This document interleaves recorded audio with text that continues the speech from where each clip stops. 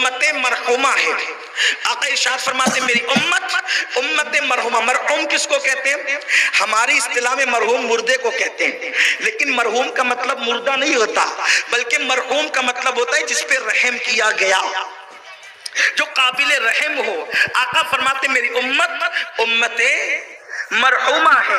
آقا فرماتے جب میری امت قبر میں جائے گی تو وہ گنہگار ہوگی، اور جب وہ قبر سے نکلے گی تو وہ مغفرت یافتہ ہو کر، یعنی گناہوں سے پاک و صاف ہو کر کے نکلے گی. صحابہ کرام نے عرض کیا یا رسول اللہ، مرنے والا تو توبہ نہیں کر سکتا، استغفار نہیں کر سکتا، نیکی نہیں کر سکتا، قبر میں گیا تو گنہگار، اور قبر سے نکلا تو نیک بن کر کیسے نکلا، مغفرت یافتہ بن کر کیسے نکلا؟ آقا فرماتے ہیں مومنوں کے استغفار کی برکت سے، کہ مومنین نے ان کے لیے استغفار کیا، اس کی برکت سے اللہ نے اس کے گناہوں کو معاف فرما دیا.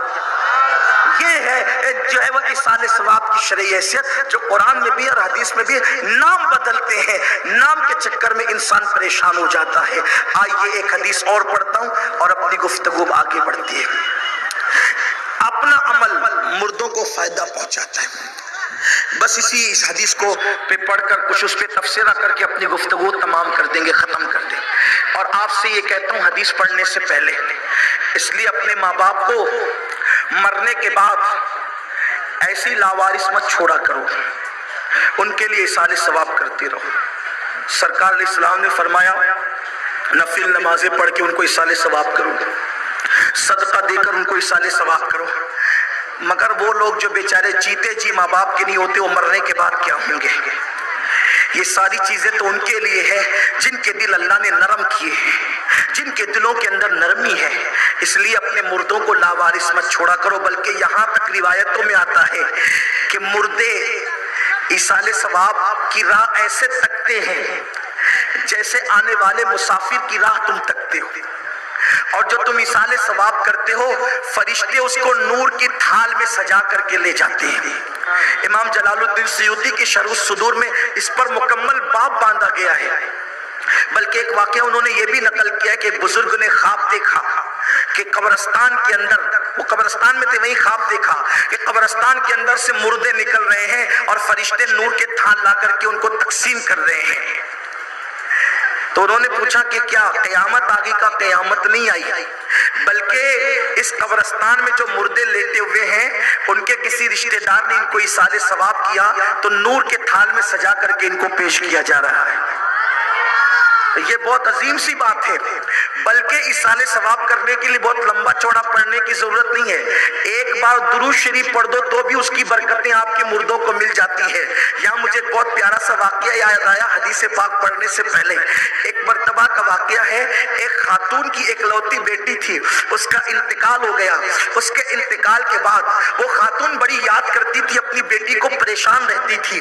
ایک مرتبہ جو ہے وہ حضرت سیدنا بایزید بسطامی رحمۃ اللہ علیہ کی بارگاہ میں گئی اور جانے کے بعد عرض کر لگی اے سلطان العارفین، میری بیٹی کا انتقال ہو گیا ہے، میری بیٹی دنیا سے کوچ کر گئی ہے، میری بیٹی کس حالت میں ہے؟ میں پریشان ہوں کہ میں اس کو دیکھوں تو صحیح ہوں کس حالت میں ہے.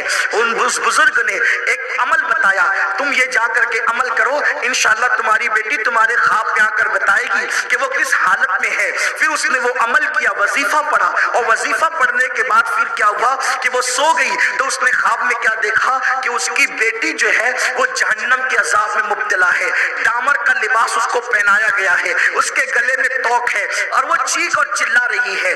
ایسے میں وہ جب وہ ماں تھی نا تو اس حالت میں بیٹی کو دیکھا تو چیخ کر کے اٹھ گئی، اور اٹھنے کے بعد دیکھا تو خواب تھا.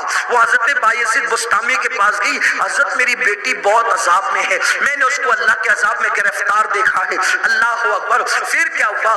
دوسرے دن حضرت بایزید بسطامی رحمت اللہ تعالیٰ علیہ جب سوئے تو آپ نے خواب میں ایک لڑکی کو دیکھا جس کے سر پہ جنت کا تاج ہے اور وہ جنت کے باغوں کے اندر ٹہل رہی ہے، جنت کے باغوں کے اندر وہ ٹہل رہی ہے. اللہ اکبر. وہ ہے حضرت بایزید نے پوچھا اے بیٹی تو کون ہے، کون خوش نصیب ہے؟ کہنے لگی بابا میں ایک غمزدہ ماں کی بیٹی ہوں، میری جس ماں نے مجھے کل جہنم کے دہکتے ہوئے شعلوں میں دیکھا تھا، جہنم کے عذاب میں دیکھا تھا، میں اسی غمگین ماں کی بیٹی ہوں۔ تو بایزید بسطامی نے پوچھا بیٹی کل تو اللہ کے عذاب میں گرفتار تھی، تیری ماں نے تجھے عذاب میں دیکھا، آج تیرے سر پہ جنت کا تاج کیسے، آج تیرے وجود پہ جنت کا لباس کیسے، آج تو جنت کے باغوں میں کیسے ٹہل رہی ہے؟ تو اس بچی نے کہا بابا اصل میں بات یہ ہے کہ جس قبرستان میں میری قبر ہے، جس قبرستان میں میری قبر ہے، اس قبرستان سے ایک عاشق رسول گزرا اور اس نے چلتے چلتے مصطفیٰ جان رحمت پر عشق و محبت میں ڈوب کر کے ایک بار درود پڑھا اور اس درود کا ایصال ثواب ساری قبر والوں کو کر دیا، تو اس درود کی برکت سے اللہ نے ساری قبروں سے عذاب اٹھا دیا۔